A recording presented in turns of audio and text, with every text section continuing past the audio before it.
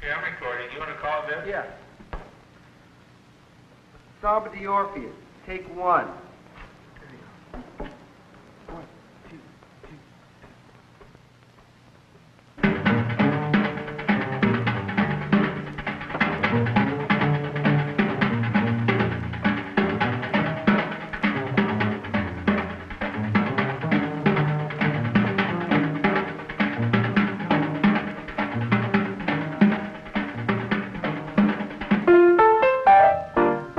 Dreams are fascinating things. And the dreams of many teenagers in America for many years, the dream of all dreams has been to be discovered by Hollywood and to become a star. And they'll hitchhike to Hollywood and past, look for the opportunity to get a job in a drive-in or sweeping the streets in Hollywood and hope that a director will see them and make them into a star, and then they can see themselves coming back at themselves from the neighborhood theater screens and the drive-in movies all over the country. And that dream is changing. The center of gravity of the dream is shifting. It's shifting now into the jukebox, the record, the phonograph record, and a teenager wants to make a record, wants to hear himself come back at himself out of all the transistor radios that his friends have, and from all the jukeboxes and all the soda fountains and coffee shops, and from the hit parade on all the top 40 radio stations that he listens to all over the country.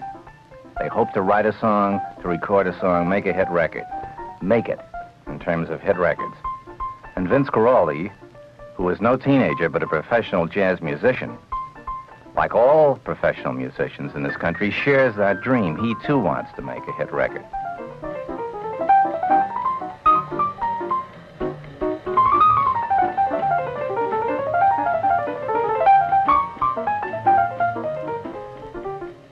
He wanted to, he tried, he wrote his own songs, and Vince Guaraldi proved to be the exception.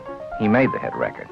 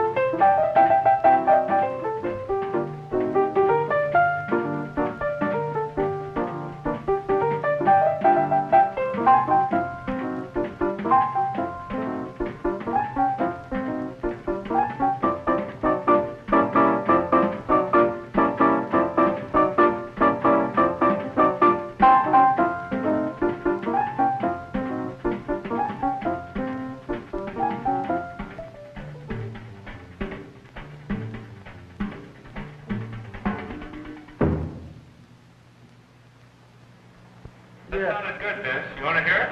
Give me a little bit of it, Dan. Like, you got time? Yeah, come on in.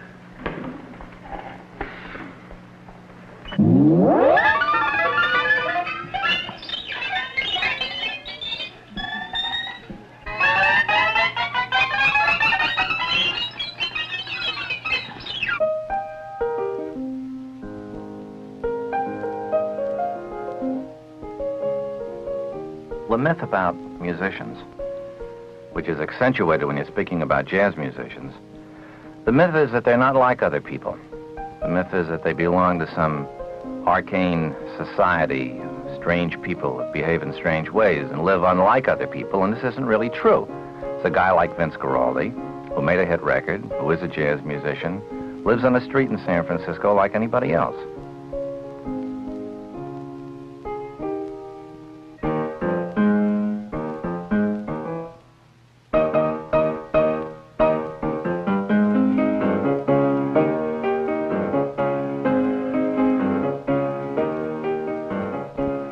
There are two ways to write a song, either through the harmonic content or the melodic content. I prefer a strong melody.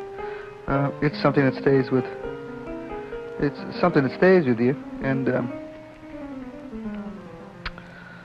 I can't think of an instance where anybody's walking down the street whistling the chord changes.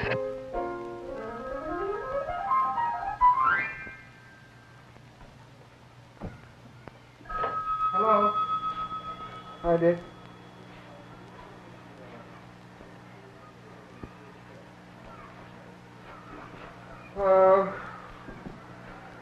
I'm gonna play Storm of the Orpheus. I'll play Catch Your Fate to the Wind. Yeah. Okay, Dick. Bye now.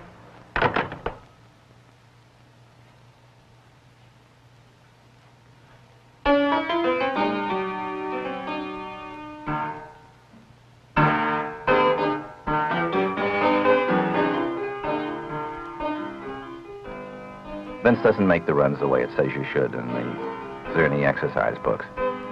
He makes the runs the way they fit his stubby little hands. And if he finds shortcuts and ways to play something with his thumb that ought to be played with his middle finger, he plays it with his thumb.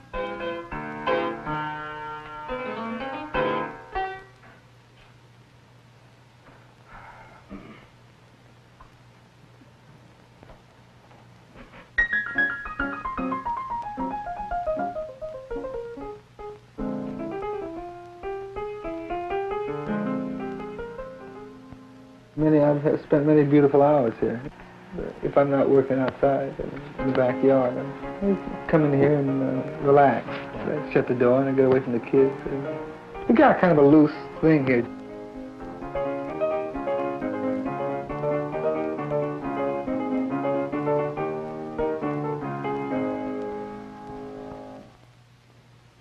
When a guy makes a record in the Middle West, he hasn't got a record company within arm's reach to do something about it. He has to go to New York, he has to go to Chicago. He might go to Los Angeles. It was Vince's good fortune that he was in San Francisco, and San Francisco had a record company, Fantasy Records. They had made 2 albums by Vince, and neither of them had sold very well. Fantasy is operated by Sol and Max Weiss. Sol's role in the company, he's the president, Sol's role in the company is to say no to Max. And Max's role in the company is to do things to annoy Sol. And this may involve recording people that Sol doesn't like, or collecting guns out of catalogs, which annoys Sol. Max never fires the guns. Well, see, I have a problem. I have perfect pitch and natural rhythm.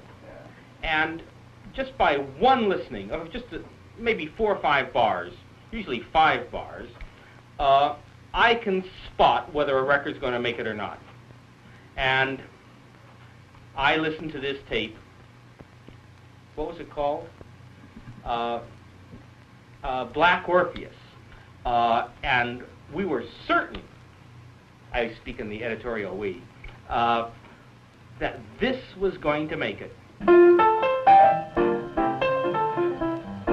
You're late. Vince wanted to record for Fantasy. Why not? They were right there. And he wanted to record his own tunes. But Fantasy had already done this with them and had been unsuccessful, so they weren't having any. And the problem was to find something that Vince could record for them. What's that? Huh? Dig it? Yeah, I don't know what it is. Like the symbol light. Black Orpheus music. How did you get interested in that? I saw the movie a few times, and I had the soundtrack. Did you dig the soundtrack? Yeah, I dug the soundtrack. I dug Samba the Orpheus. That's the first Yeah. tune I dug. I dug the tune and the scene in the movie. Mhm. That part. And then I had the soundtrack, and I just kind of put it together. I was playing Samba the Orpheus quite a long time before I even bothered to put it together. you know. Uh-huh. And Fantasy Records always wanted someone to do it. I may have told him to go see the movie, and then I found out that he had seen it first. But anyhow, I told him to go see the movie. They had it in the back of their minds. Someone, would make a good album. And Jazz versions of it, you mean? not necessarily just jazz. Just someone do something with it. Then did they suggest it to you? They had mentioned. They didn't suggest. In fact, when I told them I had a jazz impressions of it, they were kind of surprised about it Uh-huh. because they didn't even think of it as a jazz thing. Yeah. Every time I recorded for Fantasy, I've always put one or two tunes I've written.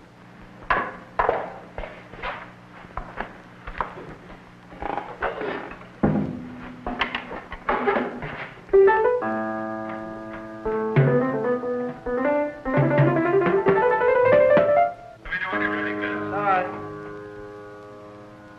Ready? Yeah, ready. Okay, I'm recording. We call it? Yeah.